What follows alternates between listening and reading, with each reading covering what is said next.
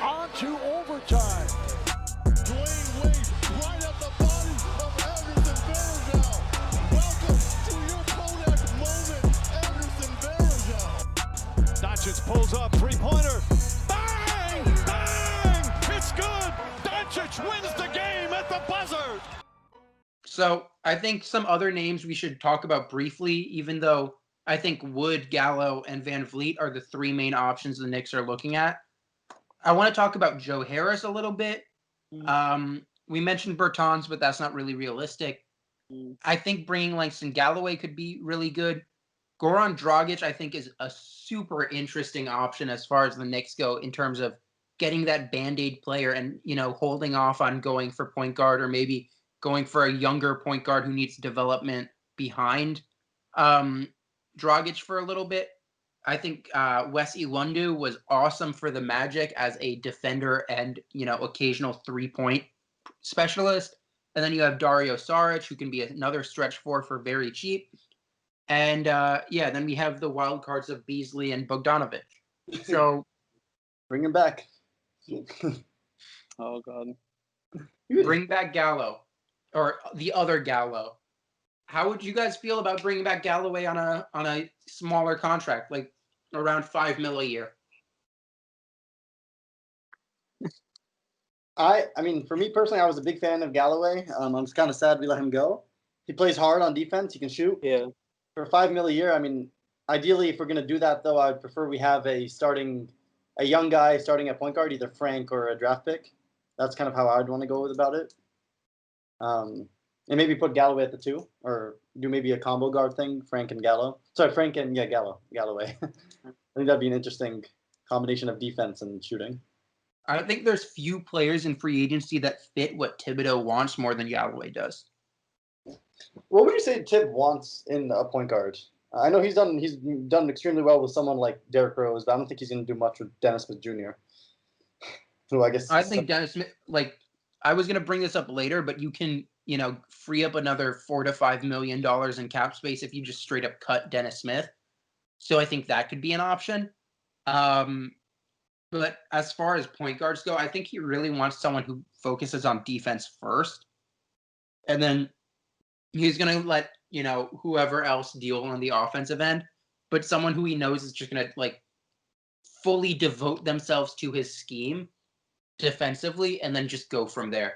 So I think in the draft, you have Killian Hayes as a big option and Tyrese Halliburton. But I'd be really into seeing Kira Lewis Jr. with the Knicks. We can go into draft talk in a little bit, but Kevin, of Galloway, Dragic, and Iwundu, who would you go after first? See, Galloway was whenever I think of Galloway, I just think of those very, very unwatchable years of just 2015, 2016. And just having him just be one of the few players that I actually cared about and liked on that team. So I mean, if it was on $5 million, I would potentially bring him back. Dragic, I think, would be a very good veteran leader or type of point guard that we would need. I can understand why people were thinking about maybe getting Chris Paul over here. I don't think that's realistic, but Goran Dragic would actually be somebody that I would probably try to use to replace that missing void that we couldn't really get with Paul. So in terms of as for the other player, wait, what's his last name? Wesley Iwundu. Yeah, I'll be honest with you, I don't know who that is. He was a wing for the Magic who started as a G League player, but has ended up being, pretty good. Pretty good. Nothing super special, but there's something to be said about players that are going to dive for loose balls and play defense hard. And he's young still, so I think the Magic probably, won't do that much to retain him, but he shot 34% from 3 last year, averaged 5.8 points. But, when it comes down to it, this is going to be a 26-year-old, still young, going into his 4th year in the league. and is going to work his ass off.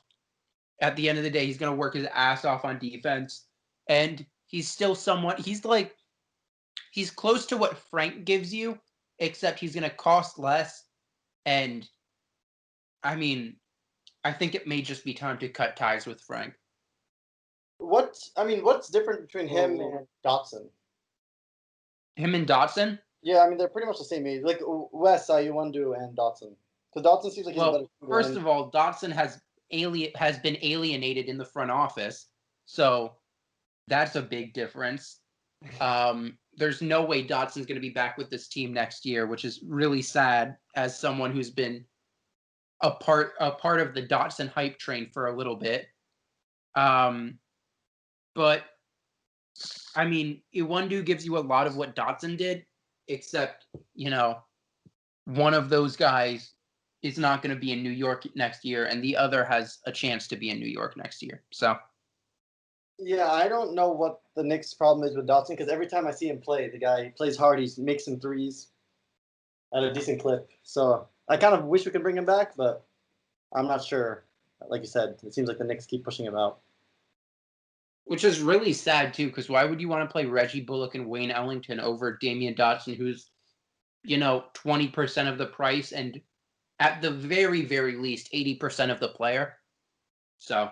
Yeah, I mean, the Knicks have had a weird issue of coaches. Like Mike Miller, for example, I think he was fighting for a job. So he was probably listening to the front office who was saying, play Peyton, play Morris, play Randall, and don't play, because if you're trying to win, I guess Knox isn't the best player you want out there. So at the end of the day, but I think Dotson's a winning player. I really want to talk about Knox